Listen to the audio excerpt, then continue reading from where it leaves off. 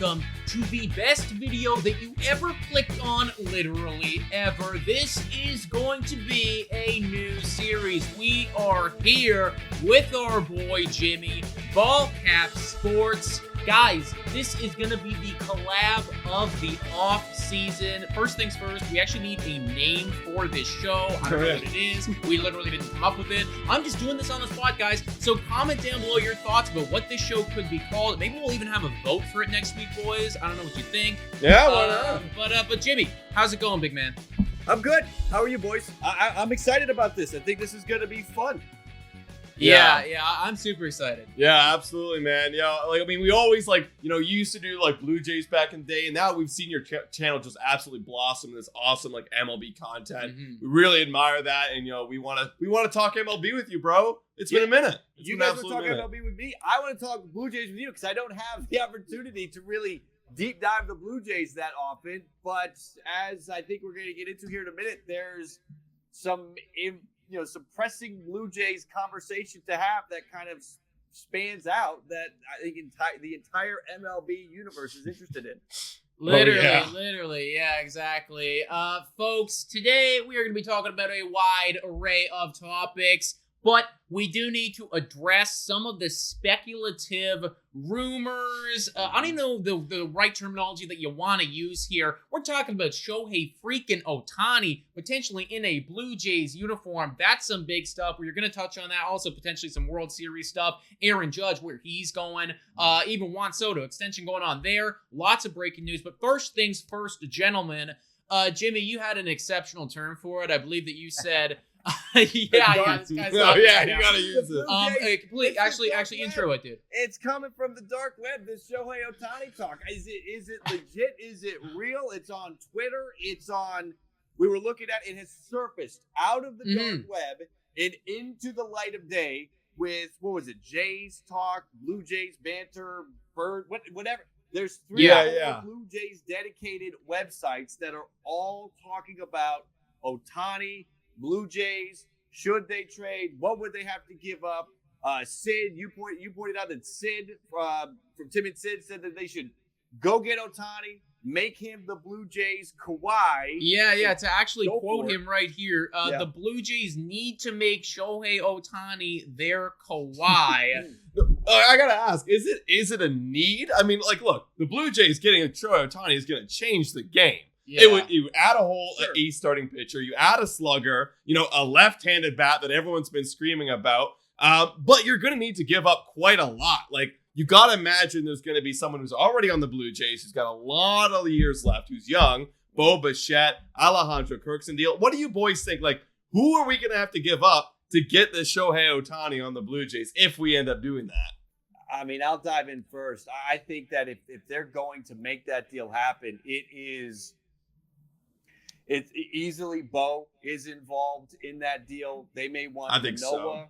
It may take Bo and Manoah and a top prospect. It's the only thing that would help the Blue Jays in that conversation is that Ohtani is a looming free agent, right? He locked in that 1 year left.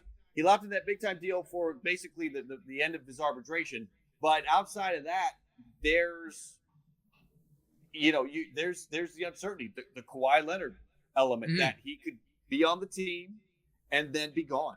And should the Blue Jays do that? Should they give up Bo? Should they give up the future? I'm doubtful only because that hasn't been the MO for this front office. And we were talking about it before we started recording. This franchise, this front office wouldn't give up Alejandro Kirk to get Jose Ramirez. So how in the world would they give up Bo Bichette or, Alek Manoah, one or both, and then probably also go after some of those top prospects for Shohei Ohtani for just one guaranteed year? I'm thinking if you give up Manoah and you give up Bo, to get Shohei Ohtani, you're basically turning those two together into Shohei Ohtani for one piece. But here's the difference between that Kawhi Leonard reference that Sid made. The Raptors were already almost there. They were just on the cusp. They needed one more push. And that Kawhi and the DeMar DeRozan, Kawhi was better DeMar DeRozan at the time, clearly.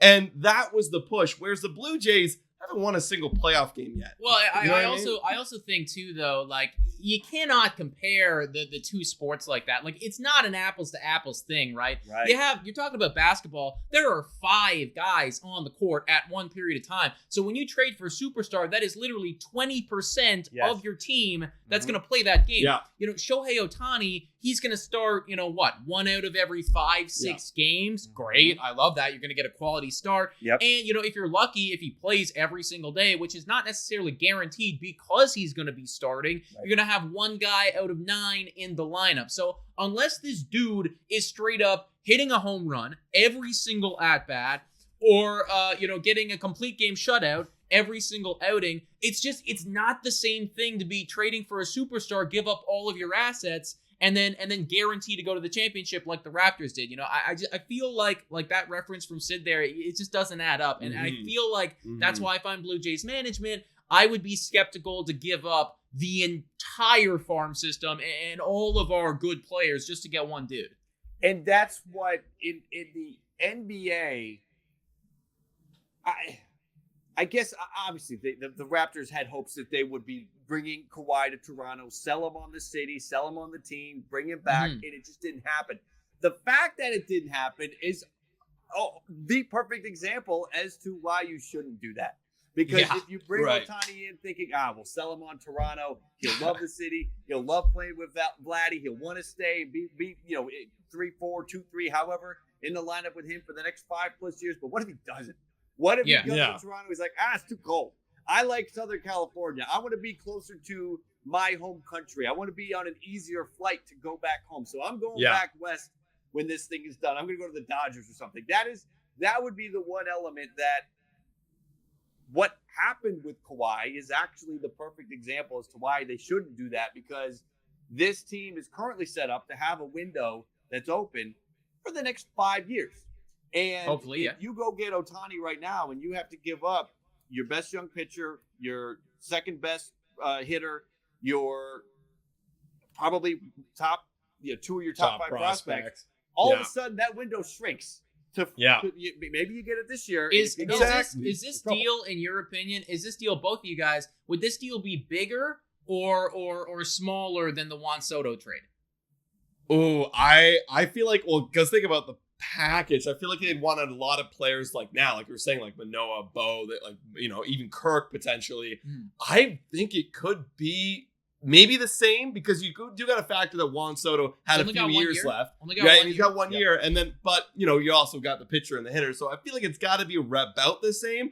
But I think it's just going to be even more hype because the name is Shohei Ohtani. And he is probably undoubtedly the best player in baseball right now. Yeah, that's fair. The package, if the package is, more than what Soto took to get, then I can't imagine Toronto would ever do that. If they could somehow swindle the Angels into a deal, hoodwink them into a deal, just take 5 of the top 10 prospects, then Bradley Zimmer. Right, exactly. Bradley Zimmer. So much defense. Raimel Tapia.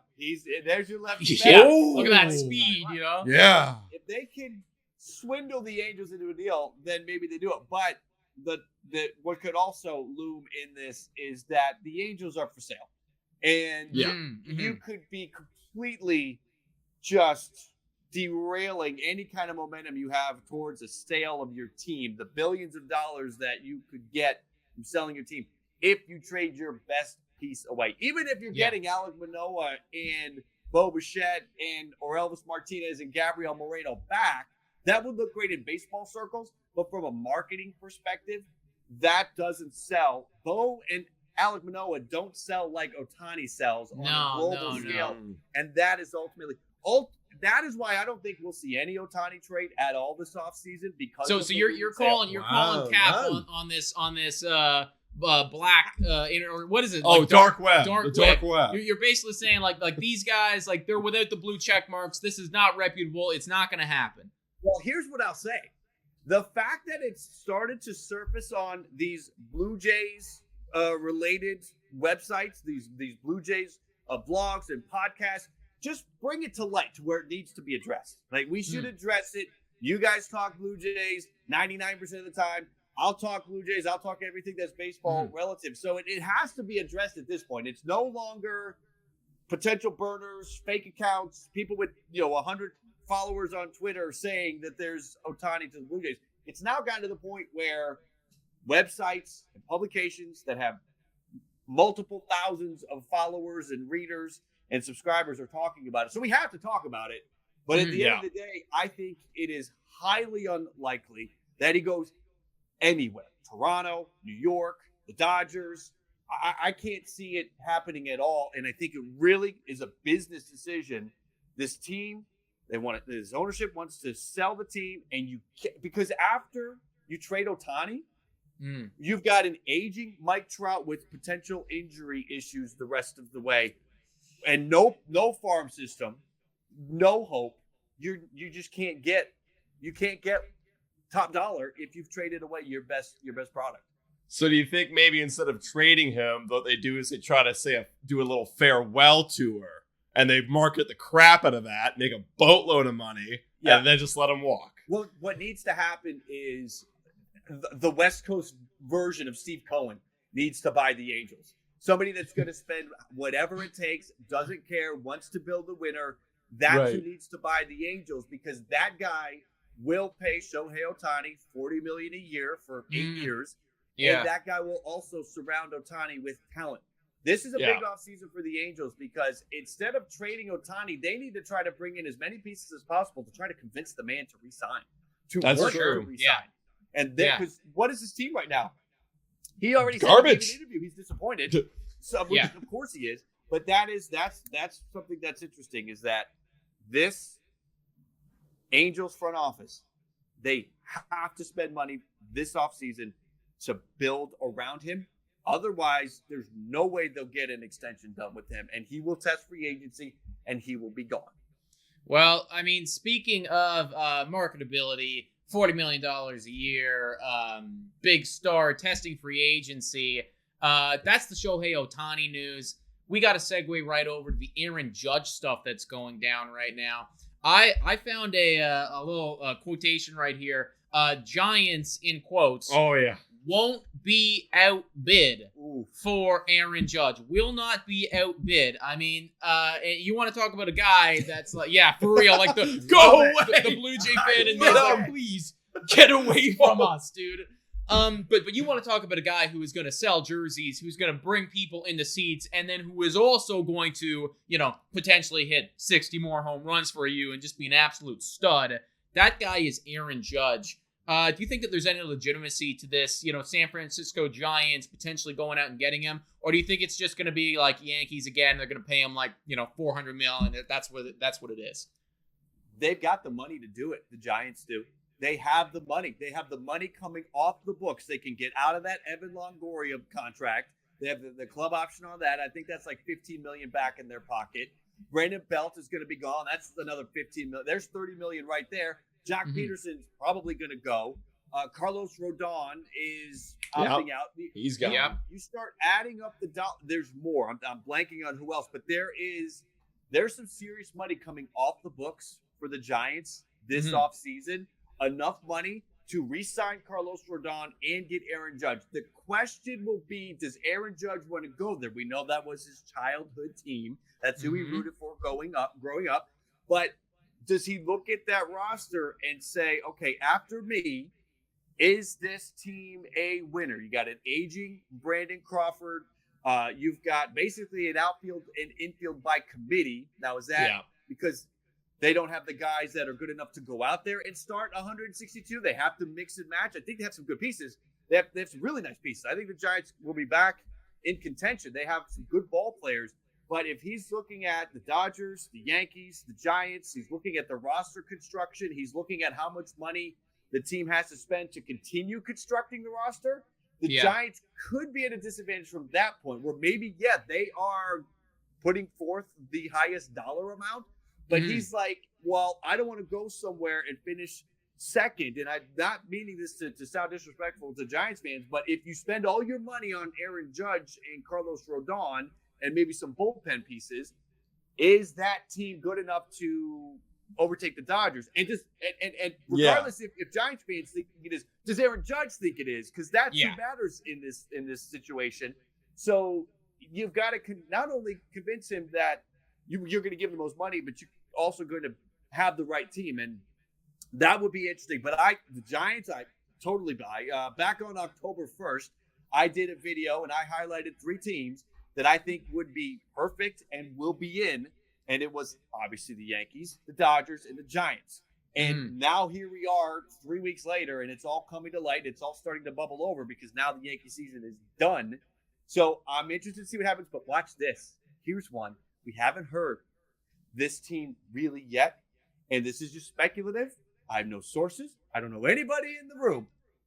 Watch for the Padres to get involved. Oh, come on, bro. Dude, look at this. Look at this dark web source. I'm so tired. Dark web stuff right here. Here's why. Here's why I can see it happening.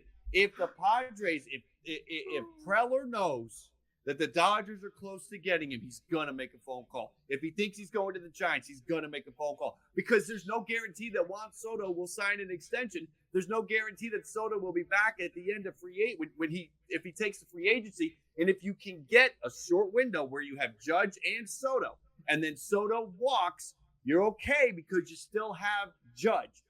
Padres need offense this upcoming offseason. Will Myers is going to walk. You've got Jurickson Profar has a player option that he will most certainly he'll be out of that thing. He's got to get a multi-year deal. Paid. They need Josh Bell's going to be gone. Braden Drury's going to be gone. They need offense. So don't be surprised if we get a late night tweet from John Heyman or Bob Nightingale saying that the Padres are throwing their hat into the ring for the Aaron Judge sweepstakes. Bro, I can see it happening. In the last 2 years, it's been those 2 teams going at it, man. They've just been going at it in the trade market. I can't now be, free agency. Yeah, like I cannot be doing that anymore, man. But I mean, you're talking about teams needing offense, and you're talking about the Giants. And again, no disrespect to Giants fans, you're saying, well, does Aaron Judge believe that these guys are going to be good enough? He just got swept by the Houston Astros. And I'm gonna segue this straight back to the New York Yankees. Now I want both your opinions on this. Rizzo probably opting out of his deal. Yes. He's potentially gone from the New York Yankees right there. Benintendi, he's gonna be gone. Yep.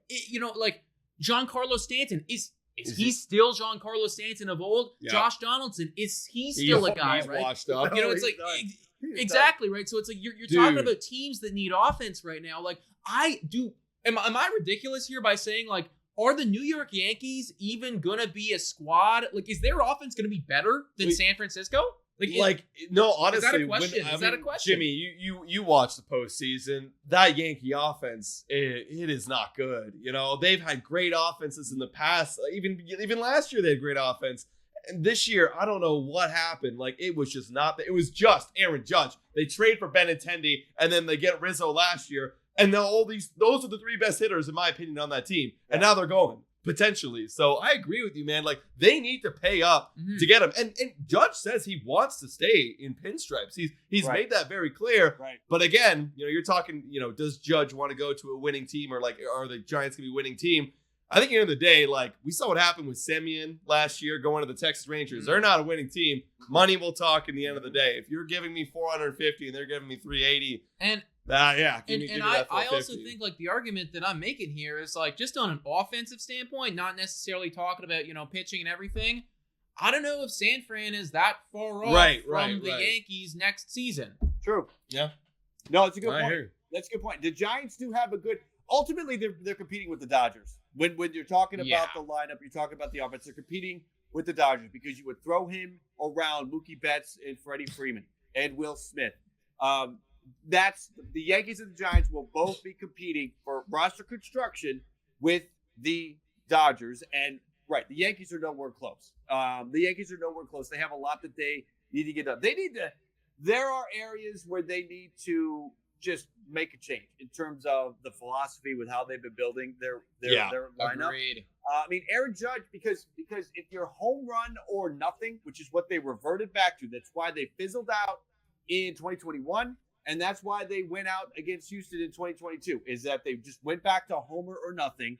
And when you go up against really good pitching, Yeah. More times than not, you're going to get the nothing side of that equation. Yeah. That was the problem. So they need to get guys that can get singles and doubles and draw walks, and they just don't have enough of those right now on the team. And they need to go get more of those. If Rizzo walks, but they can bring in Josh Bell or Jose Abreu, that would be, in my opinion, an upgrade. You're going to get they're going to be all base more for Stanton and for Judge. And if you can bring Benintendi back, that would be a big win. They got really ripped by the fact that they didn't have DJ LeMahieu and they didn't have Andrew Benintendi, two of the best hitters that they could have had in that lineup against that Astros pitcher, because those two, they compared to MLB, they don't swing and miss a ton. They don't strike out as much as others. They would have been great in that series, but they didn't have them. Those are guys that they need. So bringing Benintendi back would be big. Just getting more guys. So that's the element. Again, with the Yankees and Judge, you would think after they sign Judge, they still got more money to go. After the Giants sign Judge, how much more money do they have to go? Or how much more money do they have to put towards the rest of the roster? Yeah. Yeah. No, that and honestly, like that is a time will tell sort of thing. Yeah. That it's like, if they're willing to outbid for Judge, that's all fine and dandy. How much are you willing to outbid for the other guys as well? And I think that we're gonna see that, and the storylines will develop as time moves on. Yeah. Speaking of the Yankees and how they clearly did not have it going to the World Series. The Astros did. And I know that you put out a little World Series preview on your channel already, but we'd be remiss if we did not talk about literally the biggest series in baseball a little bit on, our new All MLB show. Seriously, guys, like what the hell are we Well, yeah, we saved the best for last. That's what we're talking what are we going to call this show? Like, I don't know. Yeah. Guys, comment down below. Let us know. Let us know what literally let us know. Houston, Philadelphia Phillies. One team you really expected to be there. One team not so much. Who do you have? Why do you have them? How many games do you have them in? Both of y'all go. You guys go first. Let me hear what you got first. Okay. Well, I haven't given this much thought other than the occasional thoughts. So I'm trying to forget about my work. I have been not on the Phillies train. They'll be stopped. But they are hot. Yep. And I hate the Astros, so I feel like a little bit of bias is coming in here. Harper's just been absolutely fantastic. We just did a little mock draft on the best players in the series, and he was undoubtedly the best player in the series. I got to go Phillies, and I'm going to say Phillies in 6. I'm going to say Phillies in 6. Why? Because I feel it. You know what? I'll tell you my reason right now, everybody, why I'm going to ride exactly with that same prediction. I'm sure that pretty much everybody who's watching this video right now has watched Bryce Harper as he hit that monster shot in the 8th inning. It was phenomenal. It was absolutely phenomenal. It's like it's the stuff that you live for. He was calm. But I don't know if what you guys might not have seen is afterwards in the dugout where he had this moment where he was like, wow, I can't believe I just did that. And in his eyeballs, you literally saw this dude not only realize it's like, I can't believe I just did that, but wow, I think that we can actually do this as a team. I feel like Bryce Harper right there made the realization that it's like, holy crap, we are actually going to win this freaking thing, and we could win the World Series. I'm picking Bryce Harper and the Phillies right now from that moment alone in his freaking brain where he was like, I think we can do this. They're just going to outslug him. Absolutely. And Jimmy, how about you? So for Philly to win, this is what they have to do. They have to get one of those first 2 games in Houston. They absolutely have to. They cannot go to Philly down 0-2. We have seen it time and time again where if you can steal one of those first 2 games, you can steal home field advantage, and then you can go run the table when you get back home. Philly just did it, San Diego.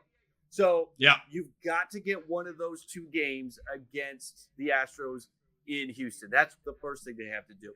The other thing they have to do from a game-specific, a plate approach, game approach tactic, obviously they have to match them pitch for pitch with Wheeler and Nola. They got to match Valdez and Verlander, and that bullpen has to do their best to match the Padres bullpen. But here's what they got to do to win, and then I'll give you my pick. They have to use the guys. I was just talking about it with the Yankees and how they were missing DJ LeMahieu and they were missing Andrew Benintendi. Guys that have relatively low swing and miss rates, relatively low strikeout rates, good walk rates. That's what Philly has in this lineup available to them right now. Gene Segura is fantastic at doing that. Bryson Stott is good at that. Alec Boehm is good at doing that. We want walk rates as well. We got some good walk rates from Bryce Harper, Kyle Schwarber in the postseason. JT Realmuto's walk rate is up to 10%. So because what you're doing when you're doing that is you're adding more stress onto that pitching, because that's what's going to come at the Phillies like a tornado is the pitching. So they've got to get the pitch counts up, get the starters out of there after 5. Get that pitch count up to 100 after 5, so you go to the bullpen and then hope that the pitcher that comes in that day doesn't have it. Hope that guy that comes out of the barn door cannot locate, is throwing meatballs, and you jump on him because they have the offense to jump on him. And if that first guy that comes out has it, go back into that, work the count, foul pitches off, extend at bats, get up to 8, 9, 10, 11 pitch at bats, so you get that guy out of there after 1 inning and he's gassed and he might not be available for the next day. They've got to work the hell out of that Astros pitching if they want to win. And the good news is they have the guys to do it. The Yankees did not have the guys to do it. The Yankees, the players that they had that fit that profile were IKF, and IKF was screwing up all over the place in the field. And Oswaldo Cabrera. Oswaldo Cabrera, if he's who your hope is at that point, you're in trouble. Pack it in, boys. Exactly. DJ and Benny would have been able to do that, but they were not available. They were hurt. Yeah. So the Phillies have those guys right now in the lineup. They have about 8 guys.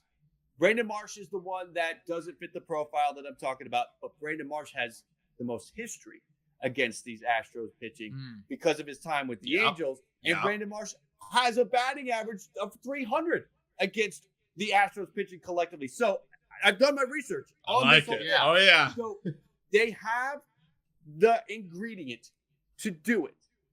However, I'm still taking the Astros. I mean, look, the smart play is just to go with the Astros. I've said it all season long. Like, dude, they're just built to win a World Series. Totally. They've been built to win a World Series, but this year feels especially different. All year, Yep. I have yet to, like, every time we go on our Blue Jays Today show, we break down all the rest of the teams in the league. I have never seen the Astros under 500 in the last 10 days. Yeah. I've never seen Like, it. They're they're consistent. Their last 10 throughout the season was pretty much all. It ranged between 6-4 and 9-1. That was the it. entire time. Didn't matter Literally who they faced. Never dipped under that, dude. You're absolutely right. Like, this team is 100% built to win. They have the pitchers to do so. I think maybe I'm just like, I'm hoping for the underdog story. I want the story. And projecting that on. I would love to be wrong. I like, from which team do I like?